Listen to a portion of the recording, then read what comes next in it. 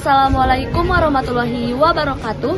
Perkenalkan, nama saya Zahra Nur Aziza dengan NIM 2510424.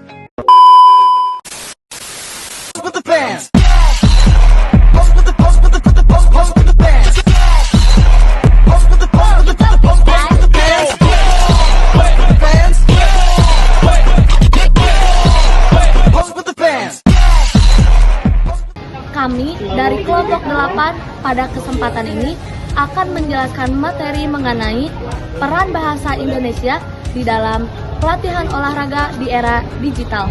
Video ini dibuat untuk memenuhi tugas mata kuliah bahasa Indonesia sekaligus menambah pemahaman kita dalam penggunaan bahasa Indonesia yang efektif di dalam pelatihan olahraga. Semoga penjelasan kami dapat bermanfaat dan menambah wawasan bagi kita semua.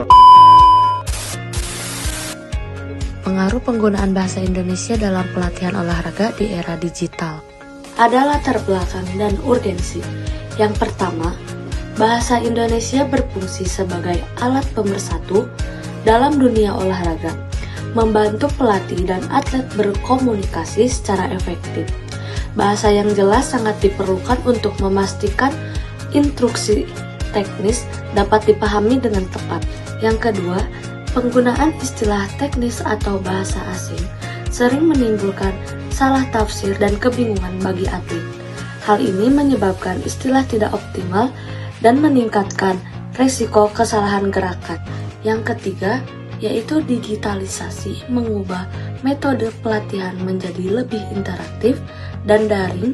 Kondisi ini menuntut penggunaan bahasa Indonesia yang sederhana, akurat, dan mudah dipahami agar instruksi tidak hilang, salah diterima, atau terdistorsi oleh kendala teknologi. Kemudian ada rumusan masalah dan tujuan penelitian. Fokus penelitian, peran dan pengaruh penggunaan bahasa Indonesia dalam meningkatkan efektivitas komunikasi, pemahaman instruksi, dan motivasi atlet pada pelatihan olahraga berbasis digital.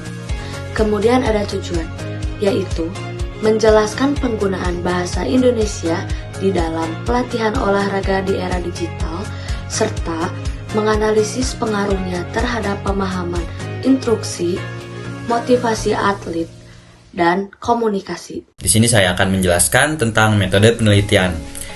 Metode penelitian yang kelompok kami gunakan yaitu metode kajian literatur yang mengumpulkan, mengkaji, dan mensintesis hasil penelitian terkait penggunaan bahasa Indonesia dalam pelatihan olahraga. Lalu ada sumber yang diperoleh dari jurnal ilmiah seperti Sinta, Google Scholar, dan literatur relevan lainnya. Lalu ada pendekatan kualitatif deskriptif tanpa pengumpulan data langsung dengan menganalisis terhadap temuan-temuan terdahulu. Nah, di sini ada 5 hasil pembahasan. Yang pertama, bahasa Indonesia meningkatkan pemahaman instruksi. Instruksi yang disampaikan dengan bahasa Indonesia lebih mudah dipahami atlet, terutama dalam pelatihan digital yang sering mengalami kendala teknis seperti suara tidak stabil atau keterbatasan visual. Yang kedua, meningkatkan motivasi dan kepercayaan diri atlet. Pemahaman yang baik mengenai instruksi membuat atlet lebih percaya diri dalam mengikuti latihan, sehingga berdampak pada meningkatkan motivasi dan partisipasi. Yang ketiga, memperkuat komunikasi digital pelatih atau atlet. Bahasa Indonesia meminimalkan risiko miskomunikasi karena instruksi lebih jelas dan tidak bergantung pada istilah asing yang sulit dipahami. Yang keempat, mengurangi kesalahan gerakan. Ketika atlet memahami arti instruksi secara tepat, mereka dapat mengeksekusi gerakan dengan lebih akurat, mengurangi potensi kesalahan akibat salah tafsir. Yang kelima, ini yang terakhir, membuat pelatihan lebih inklusif dan efisien. Bahasa Indonesia kemungkinan seluruh atlet, baik pemula maupun berpengalaman, untuk mengikuti pelatihan secara setara, meningkatkan efektivitas dan efisiensi proses latihan. Di sini ada tantangan implementasi. Tantangan implementasinya adalah yang pertama, perbedaan kemampuan bahasa atlet. Setiap atlet memiliki tingkat pemahaman yang berbeda, sehingga pelatih harus menyesuaikan cara penyampaiannya yang membuat atlet tersebut paham mengenai instruksi tersebut. Yang kedua, ada istilah asing yang masih sering digunakan. Banyak istilah olahraga yang berasal dari bahasa asing, sehingga atlet tersebut sulit memahami atau menerapkan instruksi yang diberikan oleh pelatih. Yang ketiga adalah kendala saat pelatihan digital. Contohnya seperti gangguan sinyal ataupun gangguan suara, seperti suara kurang jelas dan kualitas video yang rendah dapat membuat instruksi sulit dipahami.